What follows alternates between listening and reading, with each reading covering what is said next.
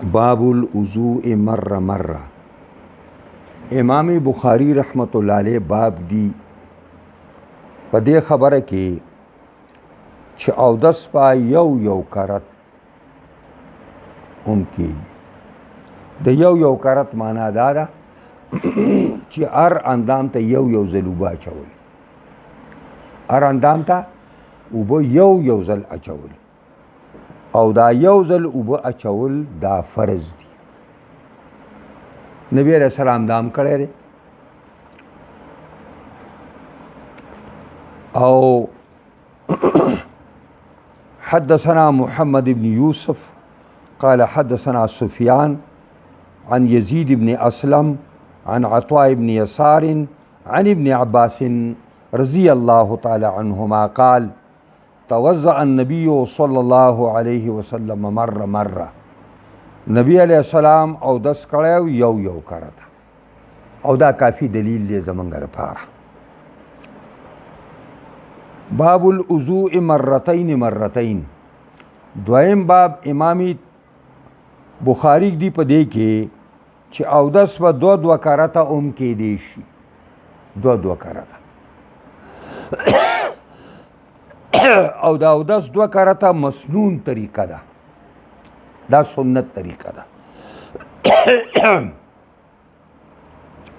ځکه چې نبی علیه الصلاة والسلام کړی ده. حدثنا حسين بن عيسى قال حدثنا يونس بن محمد قال أخبرنا فليح بن سليمان عن عبد الله ابن أبي بكر بن محمد بن عمرو بن حزم عن عباد بن تميم عن عبد الله بن زيد أن النبي صلى الله عليه وسلم، عبد الله زوی زید رضی اللہ تعالی عنہ صحابی رسول دے، دی وی چې نبی علیہ الصلوۃ والسلام توضأ مرتين. نبی علیہ السلام او دس دو کرتم کړی دی. یعنی معنا دا ده چې اوبه هر اندام ته دو ځلم اچولی دي. نو دا مسنونه طریقه ده. باب الوضوء ثلاثا. امام بخاری دریم باب دی چې اودس درې کرته کېدی شي، او دا تکمیل سنتو دی. یعنی مکمل سنت دا دی چې سړی درې ځله وکړي.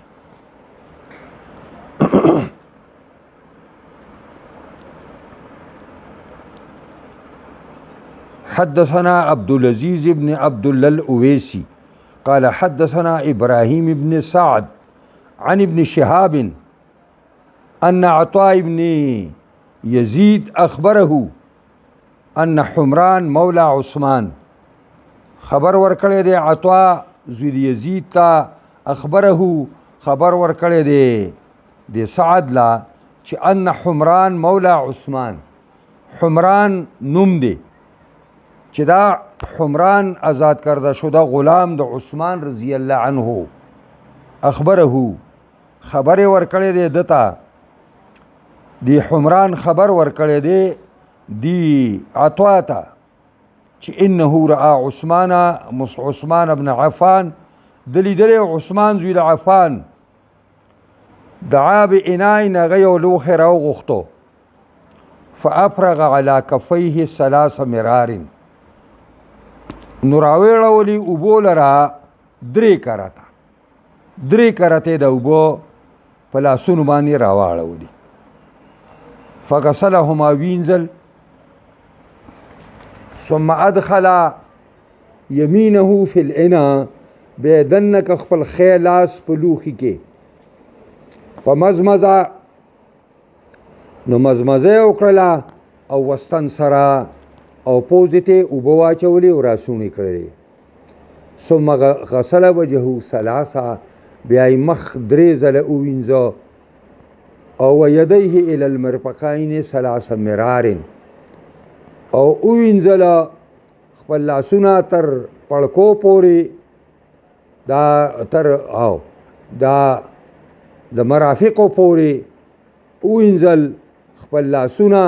3 مرار 3 ځله. ثم مسح براسي، بیا مسح په سر وکړه. ثم غسل رجلیه، به وینځل خپې 3 مرار الى الكعبین پړکو پورې. ثم قال بیا حضرت عثمان فرمایل چې قال رسول الله صلی الله علیه وسلم نبی علیہ السلام فرمایلی دي من توضأ نحو وضوئي هذا چا چې اودس وکړو په مثل د اوداس زما باندې چې دا دی ثم صلى رکعتين بیا 2 رکعاته مونځ وکړو یعنی هغه تحیت المسجد تحیت الوضو چې ورته وایي او لا يحدث فيهما نفسه خبر یې ونکړي پرې 2 رکعاتونو کې د ځان سره یعنی معنا دار چې دی کې وسوسه ونکړي او کټه او پټه په خیال کې تاو نشو نو غفر له ما تقدم من ذنبه معاف کیږي دتا هغه چې وړاندې کړي د ګناهونو صغایرونه واړه ګناهونه ته مراد دي ځکه غټ ګناهونه په توبه باندې او پردي حقونه په ورکولو باندې ادا کیږي. وعن ابراهيم دا تعلیق دی امام بخاری تعلیق ذکر کړي. وعن ابراهيم قال صالح ابن كيسان قال ابن شهاب الزهري ولكن عروه يحدث عن حمران لیکن عروه بیان کوي دا حمران نه فلما توضأ عثمان کله چې عثمان اودس وکړو نو کله چې اودس کاو عثمان قال لأحدثنكم حديثا زه یو حدیث تاسو ته بیانوم یو حدیث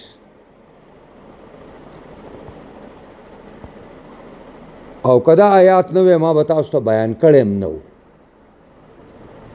ولولا آیه ما حدثتكموه کچری دا آیات په قرآن کې نه وي چې د کتمانی علم ډېر لوی سزا ده نو ما به تاسو ته دا حدیث نه بیان کړي. اوس حدیث بیانوي سمعت النبي صلى الله عليه وسلم يقول لا يتوضأ رجل او دس نه کوي یو سړی ويحسن وضوءه چې خیستو کی او دس لرا ويصلي الصلاة او منځ کی دې په دې باندې منځ الا غفر له مگر معاف کیږي د ما بینه و بین الصلاة د او د مانځ پرې منځ کې چې څونه ګناهونه کیږي حتی يصليها حتی چې دا منځ کی. قال عروه الآیه هغه آیات چې عثمان یادوي کوم آیات ته ان الذين يكتمون ما انزلنا من البينات والهدى من بعد ما بيناه للناس في الكتاب ادا آیات ته. باب الاستنصار في الوضوء امامی بخاری باب دی په استنصار کې اصل کې یو استنشاق دی یو استنصار دی. نو استنشاق پوزې ته اوبه اچول وایي او استنصار د پوزې نه اوبه را سوڼولو ته وایي. نو دا دواړه په اوداسه کې دي پوزې ته خلک اوبه اچوي هما او بیا را سوڼوي هما. نو امام بخاری باب دی چې باب دی په ثابت په بیان د استنصار فی الوضو کې او ذکره دا استنصار ذکر کړی دی عثمان زوی د عفان خلیفہ راشد او عبد الله زوی د زید هم ذکر کړی دی او ابن عباس هم ذکر کړی دی 3 اکابرین صحابه ذکر کړی دی عن النبي صلی الله علیه وسلم پیغمبر اسلام چې پیغمبر خدا په اوداسه کې استنصار کو پوزه به رسول الله. حدثنا عبدان قال اخبرنا عبد الله قال اخبرنا يونس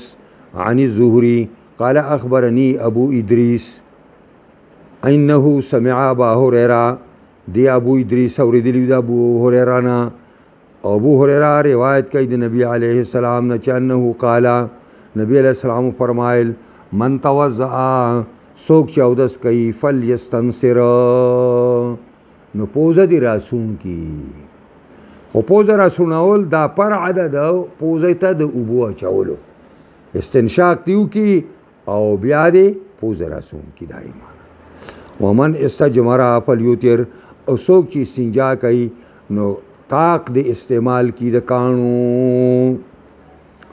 باب الاستجمار وترا باب دې ثابت و بیان د استعمال د کانو ما استعمال د کانو وترن مانا طاقو. امام بخاری باب دین چې حدیث ذکر کی او کې یک ټکی راشي پای بل باب دی زر. حدثنا عبد الله بن يوسف قال أخبرنا مالك عن أبي الزناد عن الأعرج عن أبي هريرة رضي الله تعالى عنه أن رسول الله صلى الله عليه وسلم قال إذا توضأ أحدكم کله چې اودس کوي یو تن پتاسو کې نو فلا يجعل في أنفه او دی ګرځي په خپل پوزه کې ما انوبو لرا دا غي استنشاق دی ښه هیني ثم لا يستنصر بیا دې دا پوزه را سون کی. ومن استجمر فليوتر او څوک چې استنجا کوي نو استعمال د طاق کانو دیو کی. وإذا استيقظ أحدكم کله چې را بیدار شي یو تن ستاسو من نومه د خپل خوبنا نو فليغسل يده لاستي اوینزي قبل ان يدخلها في وضوئه په خوار دنکا کولو د دنه لاس لا په غوبو دا اوداس کی. وضو په فتحې سره دا اودس ثبوت وای په زمې سره اودس کولو ته وای.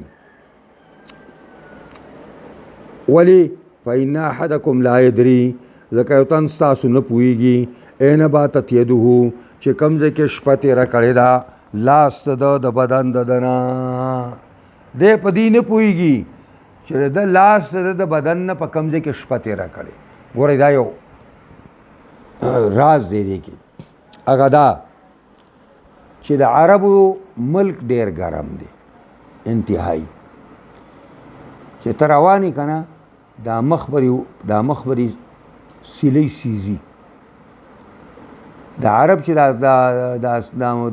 سپوټي پرې سر باندې راچوي که نه او دا مخونه پې پټوي نو دا اصل د هغې نه عادت راغلی دی چې دوی به د دې سیلی نه دا مخونه پټول نو اوس هغه د هغې یو طریقه ده پوهېږئ پرې باندې داسې سخته ګرمي او په مخه باندې په سړي باندې خولې بهېږي. دا اوس حالت مې یادوه چې دغه جمال الدین وایي چې هلته خو به په دا کې په ګاډي کې ایر کنډیشن و په بازار کې ایر کنډیشن دی په جومات کې ایر کنډیشن دی په کمر کې هغې هلته ایر کنډیشن دا نه بار چې راوځي پته برته لګي هلته چې کله بار وځي داسې یو لس قدمه خپل ګاډي نه کېدې که نه تا ته به پته ولګي د سرې شګي نو خوله به مالته ډېره وه او دا عام طور سره هغې استنجا په کاڼو باندې وه ځکه چې هلته خو ځمکه او خاوره هم ډېره نه میلاویږي نو په کاڼو باندې به وه نو په کاڼو باندې خو قلعه نه کېږي قمعه چې ورته وایي نه کېږي بلکې تقلیل پې راځي د پلیتۍ نو تقلیل راځي نو کله به چې دی خوله شو او عام طور سره دا زما په هغه زمانه کې د جامو انتهایی قلت و نو چې د جامو قلت و نو خلکو به جامې ایستلې خوب دپاره به جامې ایستلې دقسې بربنډ به پراته. لږه زمانه مخکې چې یو سړي نه به د لمن ولکه هلکه ور لمن راله ونښلې جامې ډېرې قدرمنې وي جامې چېرته پیدا کېدې دا اوس زموږ د جامو دغه معلوم نه دی چې څونه جامې دي نو جامې به نه پیدا کېدلې نو ډېرو خلکو به اوس هم زموږ د زمانې په دې اول کې ډېرو خلکو به جامې ایستلې او دغسې به سملاست نو په دې وجه باندې جامې به هم نه وي او دی به خوله شوی او سړی ودی په خوب کې سړی خبر نه زما دا لاس په کوم ځای باندې پروت دی نو کېدای شي دا لاس په پلیت ځای باندې پروت وي هغه خوله شوی که نه نو پلیت دی نو کېدای شي په پلیت ځای باندې پروت وي نو دی که دی دا پلیت لاس په دې وضو کې او په اوبو کې دننه کړي نو به پلیتېږي بیا د دې وجې نه چې کوم سړی اوده شو که د ورځې اوده شو او که د شپې دا تحقیق پکې محشیانو کړی دی که د شپې اوده شو او که د ورځې اوده شو لاس به هله لوښي ته دننه کوي چې وینځي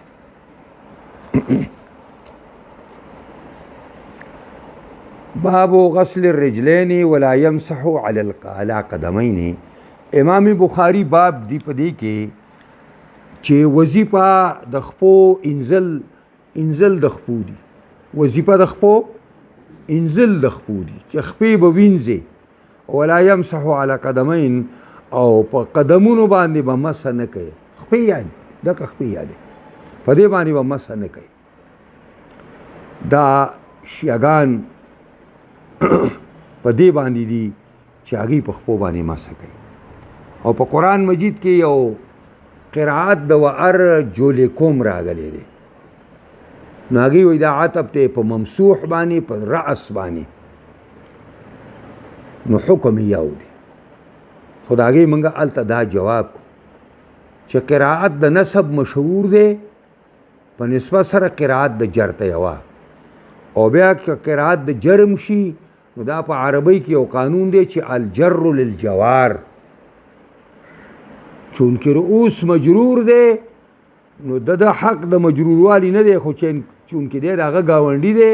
نو د ګاونډیتوب د وجې نه دله موږ جر ورکړی دی. د دې وجې نه امام بخاري باب کې ښودو چې وظیفه د خپو انزل دي، مسح کول نه دي څنګه چې شیعاګان وایي. حدثنا موسى قال حدثنا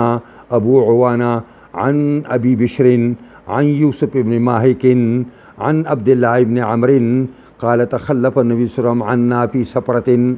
في سفرة من نارسوش نبي عليه السلام په یو سفر کې، فأدركنا پیغمبر خدا منګه ورسولو، یعنی منګ پسې راورسېده. وقد أرحقنا العصر او منګ نږدې شوي وو مونځ د مازدیګر ته، یا قد أرحقنا العصر منګ ته مونځ د مازدیګر راوړاندې شوی وو. منګ په تلوار لاړو، نبی علیہ السلام وروسته را روان دی، منګه د مازدیګر ټیم دی، یو زر مختصر غوندې اودسونه وکړه او په مانځه ودرېدو، او په دې کې پیغمبر خدا راورسېد. خو منګه دا پوندې پوره نه وې لوندې کړې، نو چې راته یې وکاته نو په اوچت اواز یې وویلې چې ویل للعقاب من النار، ویل للعقاب من النار، هلاکت ته پوندولا د اور نه، یعنی هغه پوندې چې په اودس کې لوندې نشي. نو فجعلنا نتوضأ ونمسح على ارجلنا، منګه شروع شو اودس کو او مسح کو په خپلو خپو باندې، یعنی خفیف اودس کو معنا دا ده. د مسح معنا دلته اودس خفیفه دی، یعنی اوبه م پرې راواچولې، هغه د اودس خوریم وکړو، معنا دا ده چې پوره مورم اوبه ځایونو ته ونه رسولې. فنادا باعلی صوته، نبی علیہ السلام په خپل چت اواز باندې او فرمایل ویل للعقاب من النار مرتين او ثلاثه، دو ځلې وویلي او یا درې ځلې وویلي. باب المزمزه فی الوضو. امام بخاری باب دی مزمزه کول په اوداس کې. مزمزه کې درې خبرې دي، خولې ته اوبه اچول، هغې له په خولې کې حرکت ورکول، او بیا هغه اوبه توکل. دا درې عمل دي په دای کې په مزمزه کې. نو مزمزه په اوداسه کې څنګه ده؟ قاله ابن عباس، مزمزه ثابت را په اوداسه کې، دا خبر عبدالله زوی د عباس کړې ده. دا حضرت عبدالله ابن زید کړې ده او د نبی علیه السلام په حواله دواړو کړې ده. حدثنا ابو اليمان قال اخبرنا شعيب عن الزهري قال اخبرني عطاء بن يزيد عن حمران مولى عثمان ابن عفان انه راى عثمان استرشد حدیثه. بخاری ګوره کړه په لړ ځای کې حدیث بیا ذکر په یو سبق کې بیا راوړو. دا دی حمران وایي چې ما لیدلی خپل مولا عثمان دعا بوضوء اوبه د اودسې راوغوښتې، فافرغ على يديه من انائه فغسلهما 3 مرات ثم ادخل يمينه في الوضوء ثم مزمز واستنشق واستنثر ثم غسل وجهه 3 ويديه الى المرفقين 3 ثم مسح براسه ثم غسل كل رجل 3 ثم قال رأيت النبي صلى الله عليه وسلم يتوضأ نحو وضوئی هذا چا چې اودس کو په مثل د اودس زما چې دا دی او قال یا داسې ویلې من توضأ نحو وضوئی هذا چا چې اودس کو په مثل د اودس زما چې دا دی ثم صلى رکعتين لا يحدث بهما نفسه او خبرې ونکړي په دوه رکعاتونو کې د خپل ځان سره نو غفر الله له ما تقدم من ذنبه معاف بکی الله د هغه ګناهونه چې د وړاندې کړي دي یعنی صغائر ګناهونه. باب غسل الاعقاب وكان ابن سیرین یغسل موضع الخاتم اذا توضأ.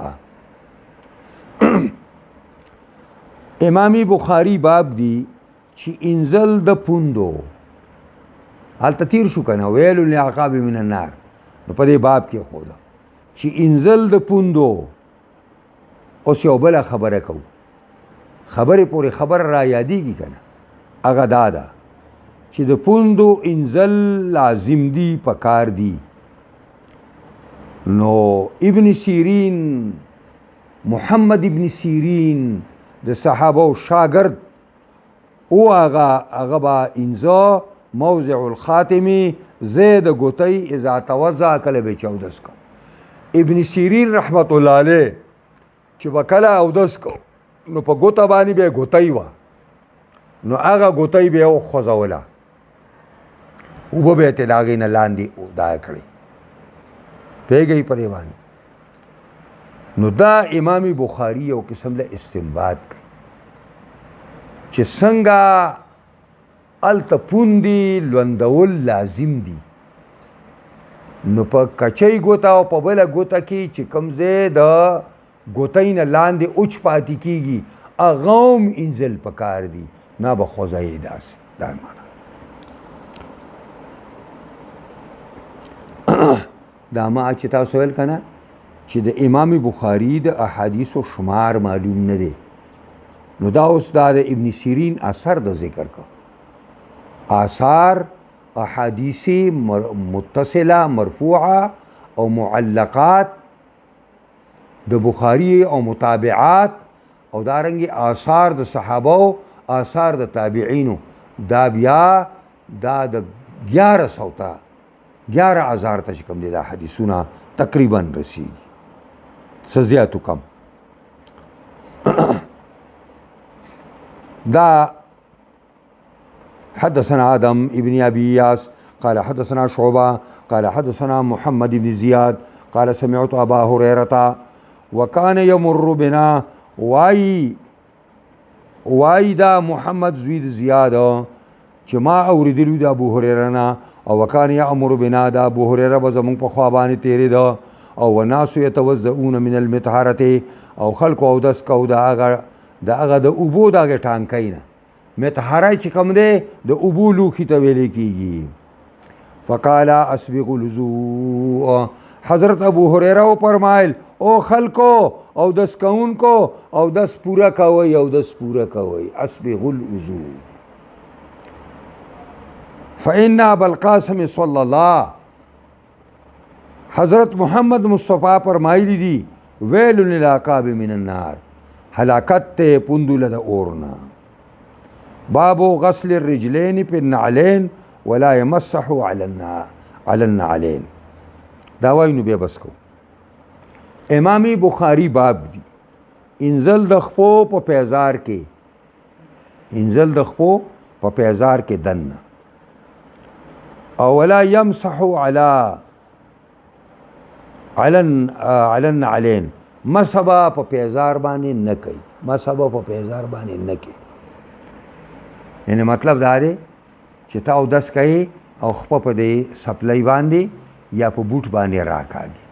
په دې کار نه کېږي بلکې خپې به انځي او مسبا په پیزار باندې نه کوي. د دې حکم د موضوع نه دی چې هلته په موضوع باندې د بره به ته لاس راکاږي او په پیزار کې دن نخ په انزل دا جایز دی. حدثنا عبدالله بن یوسف قال اخبرنا مالک عن سعید المقبوری دے سعید مقبوری ته مقبوری ځکه وایي چې د کور د مقبرې په دې ګاونډ کې جوار کې ځکه ورته مقبوری وایي ښه وأي عن عبيد بن جريح أنه قال لعبد الله بن عمر دي عبيد ويلي عبد الله بن عمر تا يا أبا عبد الرحمن دا كنية دا عبد الله بن عمر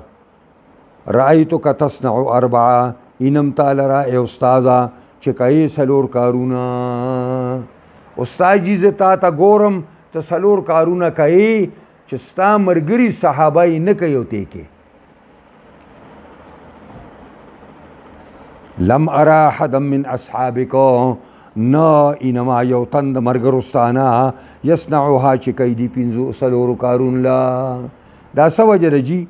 چې ته پدې کې متفردي نور صحابه نه کوي او ته کوي قال وما هي يا ابن جريج د جريج زیا هغه سدي شاګرد ته وای د جريج زیا هغه سدي هغه ورته وای قال رأيتك واي ورته ابن جريج زئنم تعالی لا تمس من الاركان الا اليمانيين تنمس کید غټونو د بیت الله نه مگر هغه چې یمن طرف ته سلم دي یمن طرف ته سلم دي در بیت الله شریف دا کمره د سدا لکه زما دې کمرې ته وګورئ دغه دوه غټونه زمار کوټې دغه ته دي کنه دغه ته دي جنوب ته دي کنه او د مکې معظمې نه یمن په جنوب کې دی پیږئ په دې باندې نو دا څه وجه ده چې ته کم یمن طرف ته دوه غټونه د بیت الله دی دا ته ښکلایې او دا نور دوه چې کوم شام طرف ته دي حتیم طرف ته دي دا نه ښکلایې د دې څه وجه ده یو کار دا کې او نور ستا ملګري نه کوي جواب به راځي جواب به کوو ښه یو دا ورأيتك تلبس النعال السبتیه زه وینم تاله استاد جي چې ته اچې او اغوندي هغه پیزار بې ویښتو هغه پیزار اچې چې د هغې نه ویښته لرې کړی شوي او ستا عام ملګري صحابه د ویښتو والا پیزار اچوي دوه ورأيتك تصبغ بالصفرة او زه اینما تاله ته رنګ لګوي په سپرې باندې یعنی زړ رنګ لګوي په خپلو ویښتو کې زړ رنګ لګی ته او رأيتك اذا كنت بمکه اهل الناس اذا رأوا الهلال ولم تهل او زه اینم تاله په مکه کې زه اینما په مکه کې خلکو لره اذا رأوا الهلال کله چې میاشت اختر وویني د غټ نو هغې نیتونه تړي ولم تهل ته نیت نه تړي ولم تهل انت حتی کان یوم ترویه کله چې اتمه ورځ شي د ذوالحجې دی ته یوم ترویه وایي یوم ترویه په دې ورځ باندې چې په دې ورځ باندې دوی اوښان اوبه کول پیږئ اوښان به اوبه کول نو چې اوښ به اوبه که په اتمه ورځ باندې نو بیا په نهمه ورځ او په لسمه ورځ باندې به د دې اوښانو ته د اوبو ضرورت نه و لکه چې اوښه یو ځل اوبه خپلې پوره کړي نو هغه سره د اوبو ټانکی ده نو هغه بیا اپتم نه تږی کېږي نو ته دا کار کوي دا ستا یو بل د کار دی چې ته په دې باندې بلکل دغه دا ځان لئ حتی کان یوم ترویه حتی چې اتمه ورځ شي نو ته نیت وتړې قال عبدالله جواب شروع شو عبدالله ابن عمر رضی الله تعالی عنهما استاذ شاگرد ته وایي اما الارکان هر چې ارکان دي فانی لم ارى رسول الله صلی الله علیه وسلم یمس الا الیمانیین دا د دې وجې نه ښکلومه دا دوه طرفونه چې ما نه دی لیدلی نبی علیه الصلاة والسلام چې هغه مسح کول د بیت الله شریف نه مگر دا دوه ګوټونه د یمن طرف ته چې دي و اما النعال السبتیه هر چې بې ویښتو دغه دی پیزار دی نو فانی رأیت رسول الله صلی یلبس النعال التي لیس فیها شعر ما لیدلی او نبی علیه السلام اچول به هغه پیزار چې په هغې باندې به ویښته نه وو، یعنې سبتي به نه وي. ثبت په معنا د قطع باندې راځي او دا یې ته سبتي ځکه وایي چې د هغې نه ویښته کټ شوي. ویتوضأ او اودس پې کو، ویتوضأ فیها دا زموږ ترجمة الباب دی، او اودس پې کو په دې پیزار کې دننه خپې به پکې انځلي. خو د نبي علیه السلام پیزار زما او ستا د بوټانو په شان نه و او نه زما او ستا د سپلو په شان دی. درته مې ویلي وه پرون، کله مې ورته ویلي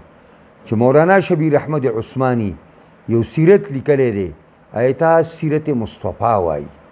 هغه سیرت مصطفی کې ما ځینې اوس راته پته نشته چې پرې موجوده نسخو کې وي نه، خو ما سره پخوا یوه نسخه وه او په هغې کې د نبي علیه الصلاة والسلام د پیزار تصویر ورکړی او دا د اسپنج په شکل باندې. د اسپنجو کې خود خپه انځلی کېږي، اوس په بوټ کې خو خپه نه انځلی کېږي او نه په سپلی کې. نو یتوضأ فیها فانا احب ان البسها، نو زه محبوبه ګڼم چې دا سپلی او دا پیزار واچوم. و اما صفرا هر چې زیړ رنګ استعمال دی فانی رأیت رسول الله صلی الله علیه وسلم یصبغ بها، ما نبی علیہ السلام لیدلی او په دې باندې به رنګ لګاو. اسې احادیثو کې راځي چې د نبی علیه الصلاة والسلام په ګیره مبارکه کې چن ویښته سپین شوي، د شمار ویښته پکې سپین. نو دا څنګه رنګ کول؟ نو خلک کله کله چې د چا په سر او په ګیره کې لږ ویښته دغه شي اکثر تورول هغه کوي پوهېږئ په دې باندې، هغه لږ چې دي هغه توروي او چې ټول سپین شي بیا خو یې څوک نه توروي، داسې ډېر کم کسان بیا توروي. پوهېږئ په دې باندې؟ نو دا معنا شوه چې نو فإني أحب أن أصبغ بها، زه خوښه ګڼم چې په دې باندې رنګ ولګوم. و اما الهلال هر چې میاشت راختلی نو فإني لم ارى رسول الله صلی الله علیه وسلم، ما نه ولیدلی نبي اکرم یحلو چې هغه به نیت تړلو حتی تنبعث به راحلته، حتی چې پورته به شوه په د باندې اوښه. کله به په یو مترویه باندې په اوښه سور شه او اوښه به پاسېده نو نیت به وتاړه. نو ځکه زه د یو مترویه باندې د حج نیت تړم چې رسول الله صلی الله علیه وسلم به په دې ورځ باندې نیت تاړه. که زما ملګري مخکې تړي نو تړي دي، مخکې هم تړلی کېږي. دا معنا په دې باندې بس کو خوښه هم ده انشاءالله. باب التیمم فی الوضوء والغسل نه به که خیري بیا سبق وایو.